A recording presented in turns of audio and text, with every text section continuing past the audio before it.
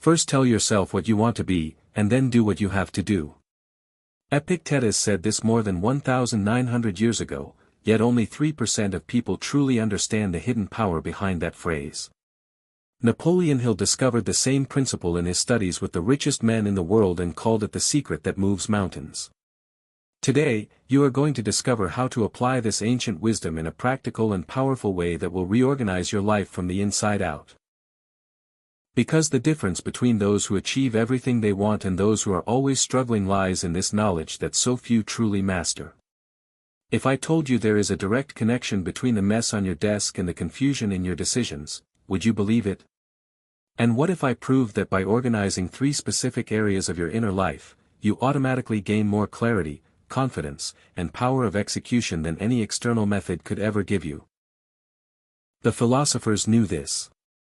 Napoleon Hill documented it, and thousands of people throughout history used this principle to create extraordinary lives.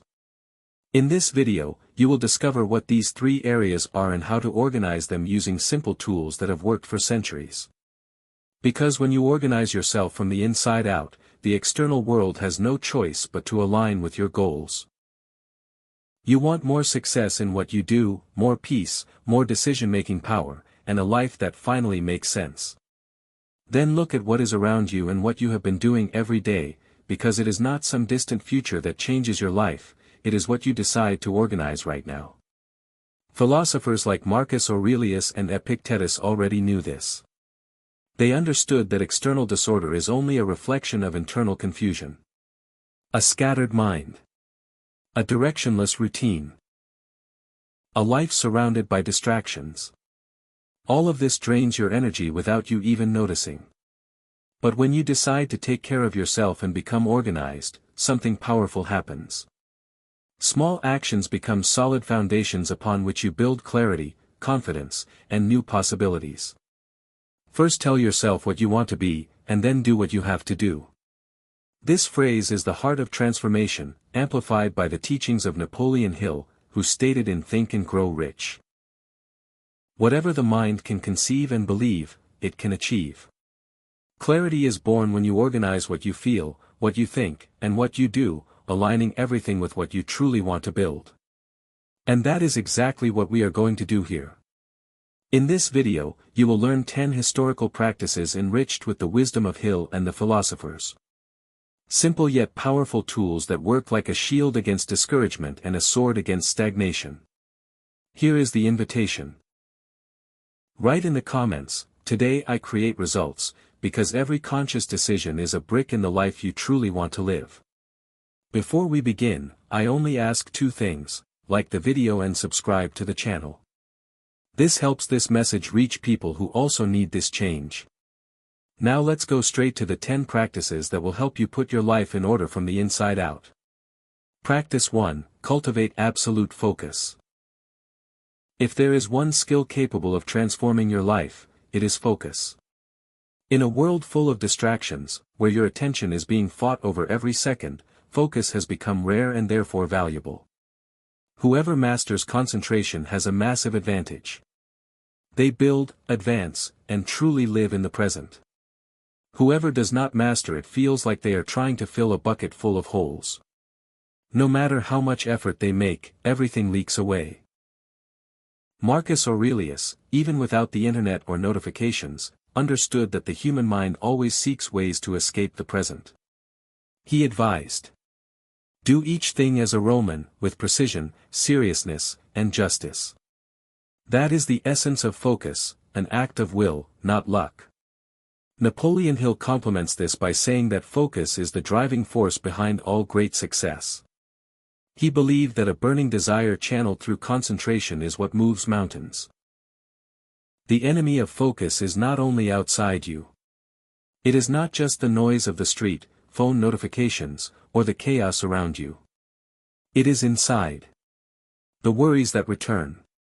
The heavy emotions. The thoughts that keep knocking at your door. This internal noise is dangerous because it steals your peace quietly. Seneca, living in a noisy Rome, wrote, "I force my mind to concentrate and prevent it from wandering toward external things." The entire environment may be chaotic, but if my mind remains calm, there is no real disturbance. In your daily life, train this self-control with simple practices, meditation, journaling, moments of silence, or even turning off notifications. For the next few days, choose one simple task each day and give it your full attention. Write for 15 minutes without checking your phone. Eat without distractions. Talk to someone while looking into their eyes. Experience what it feels like to be fully present instead of divided. Repeat, I am present. Comment, today I focus. What would it feel like to be completely focused on one task today? You learn to tame your attention. Now it is time to tame your emotions. Focus brought you presence, but clarity will give you decision-making power. How many times have you regretted something you said or did in the heat of the moment? In the next practice, you will discover how to think clearly even when everything around you feels chaotic. Do not miss practice 2. Practice 2, think clearly before acting emotionally. Whoever does not control their emotions becomes vulnerable, like a ship without a rudder, at the mercy of waves and winds created by others. Impulsive decisions are seeds of bitter harvests. The heat of emotion may feel irresistible, but it almost always leaves behind regret. Epictetus reminds us. It is not what happens to you that disturbs you, but your judgment about it. Hill reinforces this. Emotion without control is like a car without brakes, dangerous and destined to crash. Think of a practical situation. You have a close friend, and an opportunity appears to start a business together. The excitement is natural. But if the decision is based only on emotion, you may ignore crucial factors, experience, work ethic, and the ability to handle conflict. The result? A broken friendship and a failed business. Advertisements do not sell products. They sell emotions, status, belonging, and instant pleasure. And many times we buy without even knowing why. This same mechanism influences bigger decisions, relationships, careers, and health. Imagine a woman drowning in debt who sees a promotion for the designer bag of her dreams. The impulse screams, it's now or never. Reason whispers, this is not the right time. If she follows emotion, she sinks deeper. If she listens to reason, she plants the seed of a stable future. In your daily life, before making an important decision, pause and ask yourself. If I were not emotionally overwhelmed, would I still make this choice? Write down the answer. Repeat, I choose with clarity. Comment, today I think before I act. What would it feel like to pause before an emotional decision today? Practice 3. Discipline your body to strengthen your mind. It is useless to have clarity if your body does not obey, if your willpower wavers, if your routine controls you instead of the other way around. This is the moment to prove to yourself that you are in command. Treating the body with discipline is not only about aesthetics. It is about building an unshakable mind. When you neglect your body, you live tired, without energy, dependent on chance. The philosophers understood this. They ran, fought, carried weight, endured cold. A healthy mind in a healthy body was not just a phrase. It was a practice. Hill said. Physical discipline is the foundation of mental discipline. And discipline is the bridge to success. Socrates was a soldier. Cleanthes was a boxer. Marcus Aurelius hunted, and Seneca immersed himself in the freezing waters of the Tiber River. It was not vanity. It was spiritual training. Seneca wrote, "We treat the body rigorously so that it does not become disobedient to the mind. When the body rebels, the mind weakens. When the body is trained, the mind gains discipline. Every time you overcome laziness and move, you strengthen the inner voice that says, I can do this. I keep my promises." In your daily life, commit to movement for the next few days. A walk. A workout. Even climbing stairs. The essential thing is to honor the agreement you made with yourself. Repeat. My body obeys my mind. Comment, today I move with purpose. What simple physical habit could you begin today? Practice 4, free yourself from the addictions that hold you back. This is not only about quitting bad habits. It is about reclaiming control over your life. Seneca challenged us. Show me a man who is not a slave. He observed that even slave owners carried chains, responsibility, possessions, and slavery to their own desires. The true prison is mental. One person is a slave to sex. Another to money. Another to ambition. We are all slaves in some way, whether to hope or fear. Hill reinforces this. Addictions are invisible chains that steal your freedom before they steal your money. If you cannot go without something, coffee, your phone, gambling, endless scrolling, then that thing controls you. In your daily life, identify one habit that dominates you and begin questioning it. Maybe reduce your time on social media or step away from a socially acceptable addiction. Repeat, I am free. Comment, today I break a chain. What would it look like to weaken one controlling habit today? Practice 5, transform your mindset, not your surroundings. Seneca said. You need to change your mind, not your location, because your flaws will follow you wherever you go. Many times we believe our problems exist outside of us. In the environment, people, or circumstances, but the root is inside us, in our mindset and attitudes. Hill reinforces this. Change begins when you reprogram your mind with empowering beliefs. Think about someone who moves to a new house expecting peace, but carries the same chaotic habits with them. The chaos remains because the problem was not the address. It was the mindset. Seneca provoked. If you want to escape your problems, you do not need to go somewhere else. You need to become someone else. That means reforming your attitudes, confronting limiting beliefs, and taking responsibility for your life. In your daily life, identify one situation that frustrates you and ask yourself, what attitude of mine can I change here?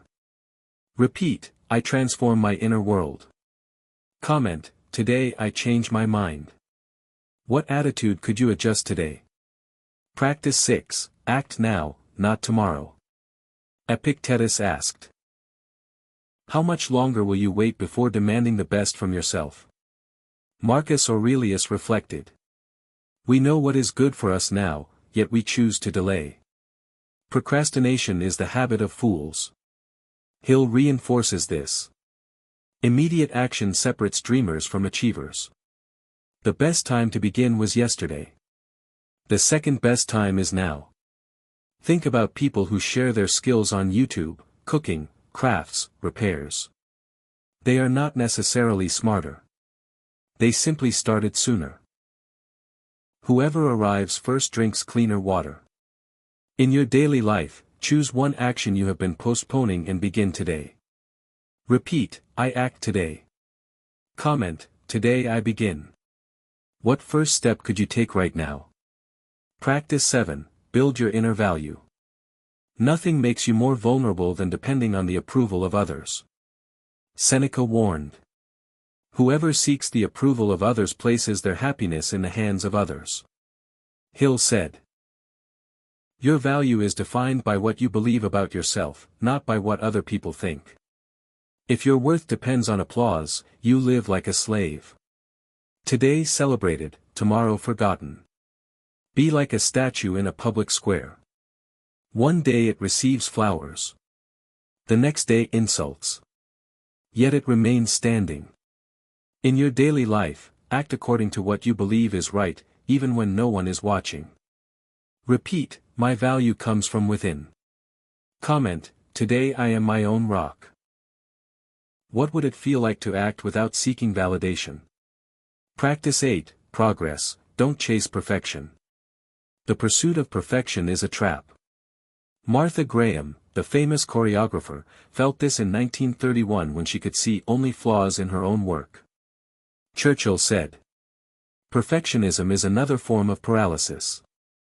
Epictetus reminds us. It is impossible to avoid mistakes, but it is possible to minimize them. Hill reinforces this. Consistent progress beats waiting for the perfect moment. In your daily life, finish something even if it is imperfect, a project, an idea, a piece of work. Repeat, I choose progress. Comment, today I move forward instead of waiting. What imperfect thing could you finish today? Practice 9, embrace voluntary challenges. We live with more comfort than kings of the past, yet comfort weakens us. The philosophers defended voluntary hardship as a way to strengthen the mind. Hill said, chosen adversity forges character and strength. A muscle that is never used becomes weak. The same happens to courage and resilience. For the next few days, choose one daily discomfort, a cold shower, fasting, or a difficult conversation. Repeat, I grow through discomfort. Comment, today I challenge myself. What small challenge could you face today? Practice 10. Forgive to become light. Forgiveness is a gift you give yourself. Epictetus said. True happiness is born when we release what we cannot control. Hill complements this. Resentment is poison you drink while hoping someone else suffers. Holding on to resentment is like carrying a stone. At first it feels manageable, but over time it becomes unbearable. For the next 3 days, choose one resentment, write down the situation, and say, I release this burden. Tear up the paper or keep it, but let go of the rope. Repeat, I choose lightness. Comment, today I forgive. What would it feel like to let go of resentment today? These 10 practices, cultivating focus, thinking clearly, disciplining the body, freeing yourself from addictions, transforming your mindset, acting now, building inner value, progressing, embracing challenges, and forgiving, are the path to organizing your life from the inside out. Inspired by Hill and the philosophers, they show that success is built through conscious choices. Today I create results. Like, subscribe, and share. Your journey toward a fulfilled life begins now.